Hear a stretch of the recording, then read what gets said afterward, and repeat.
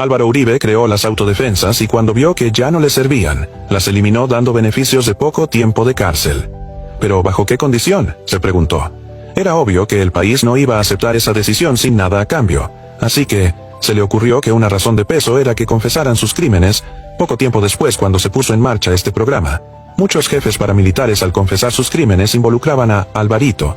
Esto lo enfureció y se fue hacia uno de ellos quien hizo esta confesión, pidiéndole que no lo involucrara en sus confesiones, y este le respondió: he intentado darle el mejor maquillaje a mis declaraciones, pero me es imposible dejar esa sombra a un lado. Es decir, en todos mis procesos estás tú, Alvarito.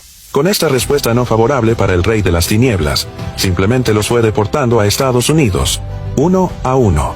Venga, de alguna manera había que callar a estos sujetos. Además, no iba a ser víctima de su propio invento. Después de haber controlado aquello, era consciente que su libertad dependía de mantenerse en el poder. Uribe lo intentó con Pico Gutiérrez el Chirrete, con Iván Zuluaga, incluso mucho antes con Juan Manuel Santos, pero cuando fue a colocarle los hilos de marioneta, Santos lo paró en seco y le dijo: un momento, viejo decrépito, aquí el presidente soy yo. Desde entonces son los más fieles enemigos. Pero era totalmente indispensable aliarse con un presidente de Colombia, o en el mejor de los casos, una hermandad. Allí fue donde vio como opción a la cáscara de Iván Duque. Cualquiera diría que es una locura, ya que el pasado y traición no perdona. Pero a Iván Duque le pareció más rentable traicionar el orgullo de su propio padre para beneficio de Álvaro Uribe.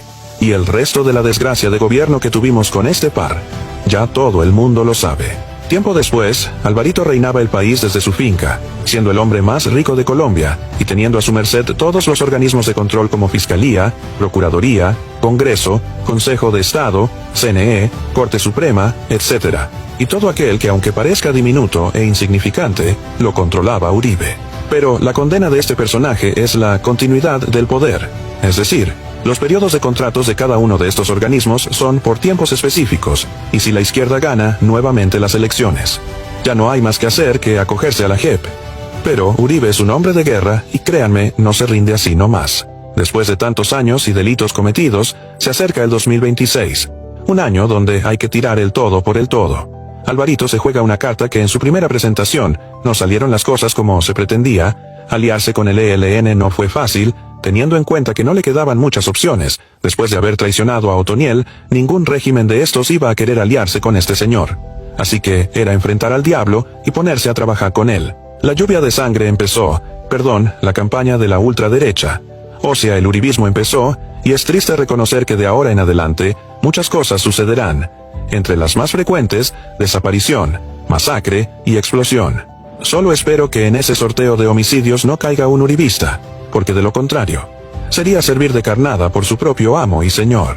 Aunque, asumo que si fuera así, un uribista pobre, moriría orgulloso al saber que quien le quitó la vida fue el ser más amado por él. En conclusión, espero que todo esto te haya servido para saber de qué lado estás, y ojalá la conciencia te obligue a tomar decisiones correctas.